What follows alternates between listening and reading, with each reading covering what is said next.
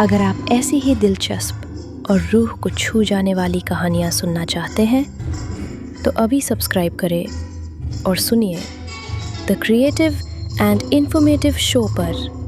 جہاں کہانیاں صرف سنائی نہیں جاتی، محسوس کی جاتی ہیں۔ 183ویں رات۔ جب 183ویں رات ہوئی تو اس نے کہا کہ اے نیک بخت بادشاہ، دہنش نے پسو کی شکل اختیار کر کے قمر الزمان کو اس زور سے کاٹا کہ وہ ڈر کر نیند میں اچھل پڑا اور جلن کی وجہ سے اپنی گردن کھجلانے لگا۔ جہاں پسو نے کاٹا تھا اور کروٹ بدلی تو دیکھا کہ کوئی چیز اس کے پہلو میں پڑی ہوئی ہے، جس کی سانس خالص مشک سے زیادہ خوشبودار ہے اور جسم مکھن سے زیادہ نرم۔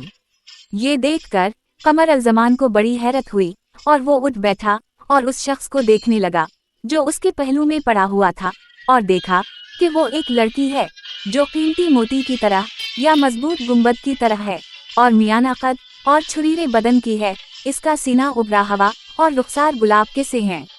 جب قمر الزمان کی نظر بادشاہ گیور کی بیٹی شہزادی بدور پر پڑی تو اس نے دیکھا کہ وہ کیسی خوبصورت ہے اور اس کے پہلو میں سو رہی ہے اور ایک دینیس کی قمیض پہنے ہوئے ہے اور شلوار ندارد ہے اور سر پر ایک شال ہے جو سنہرے کلابتوں سے کڑھی ہوئی ہے اور جس میں ہیرے جواہرات جڑے ہوئے ہیں، اور کان کی بالیاں تاروں کی طرح چمک رہی ہیں، اور گلے میں لاجواب موتیوں کا ہار پڑا ہوا ہے جس کی نظیر کسی بادشاہ کے پاس بھی نہ ہوگی۔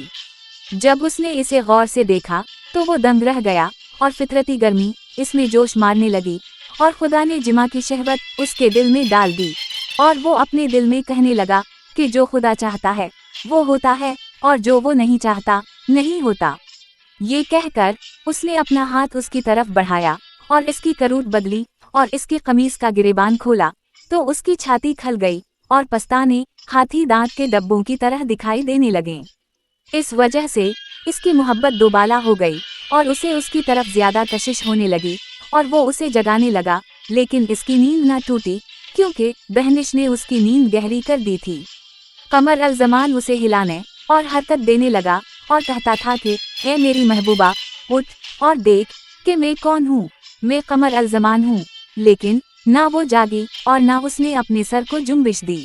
اب وہ بہت دیر تک اس کے بارے میں سوچتا رہا اور اس نے اپنے دل میں کہا کہ اگر میرا خیال صحیح ہے تو یہ وہی لڑکی ہے جس کی شادی میرا باپ 3 سال پہلے میرے ساتھ کرنا چاہتا تھا اور میں برابر انکار کیے جا رہا ہوں۔ جب صبح ہوگی تو میں انشاءاللہ اپنے باپ سے کہوں گا کہ میری شادی اس کے ساتھ کر دے تاکہ میں اس سے مل کر مزے اڑاؤں۔ اب شہرزاد کو صبح ہوتی دکھائی دی اور اس نے وہ کہانی بند کر دی جس کی اسے اجازت ملی تھی۔ اگر آپ ایسی ہی دلچسپ اور روح کو چھو جانے والی کہانیاں سننا چاہتے ہیں تو ابھی سبسکرائب کریں اور سنیے دا کریٹو اینڈ انفارمیٹو شو پر، جہاں کہانیاں صرف سنائی نہیں جاتی، محسوس کی جاتی ہیں۔